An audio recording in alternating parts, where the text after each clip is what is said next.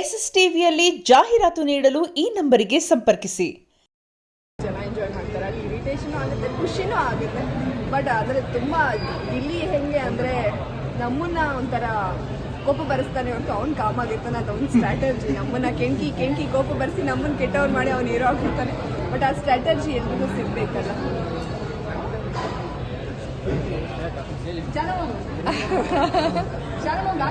ನಿಮ್ಮ ಜನಪ್ರಿಯತೆ ಬಂದಮೇಲೆ ಡಬಲ್ ಆಗಿದೆ ಅಂತ ಅನ್ಸುತ್ತಾ?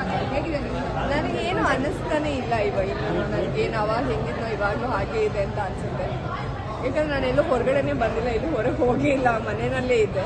ಆಚೆ ಕಡೆ ಟಾಕ್ ಕ್ರಿಯೇಟ್ ಆಗಿದೆ. ಅಂದರೆ ನನಗೆ ಯಾವುದೇ ಭ್ರಮೆ ಇಲ್ಲ. ಇದು ಏನೇ ಒಂದು ಜನಪ್ರಿಯತೆ ಬಂದ್ರೂ ಅದು ಟೈಮಿಂಗ್ ಅಂತ ಅನಿಸುತ್ತೆ, ಸೀಸನಲ್ ಅಂತ ಅನಿಸುತ್ತೆ. ಅದು ನಾವು ಹೇಗೆ ತೊಗೊಂಡು ಹೋಗ್ತೀವಿ ಅದ್ರ ಮೇಲಿರುತ್ತೆ.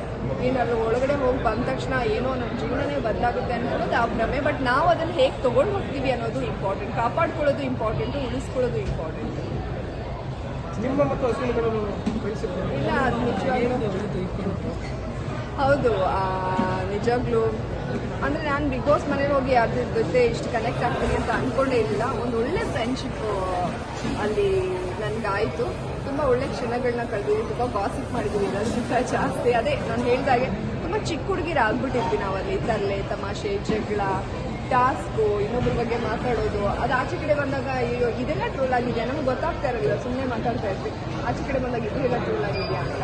ಆಮೇಲೆ ಅವ್ರು ನನಗೆ ಅವ್ರು ಯಾವಾಗಲೂ ಹೇಳೋರು ಇದೊಂದು ನನಗೆ ಬೇಕು ಅಂತ. ಏನಾದರೂ ಮಧ್ಯದಲ್ಲಿ ಎಲಿಮೆಂಟ್ ಆದರೆ ನಿಮಗೇನು ನನ್ನ ಥಿಂಗ್ಸಲ್ಲಿ ನಿಮ್ಗೆ ಏನು ಬೇಕು ನೀವು ಇಟ್ಕೊಂಡು ಕಳಿಸಿ ಹೋಗಿದ್ದು ಅಂತ ಹೇಳಿದೆ. ಓಕೆ. ಎಸ್ಎಸ್ ಟಿವಿ ಸಿನಿಮಾ ಜಗತ್ತಿನ ಕ್ಷಣ ಕ್ಷಣದ ಸುದ್ದಿಯೊಂದಿಗೆ.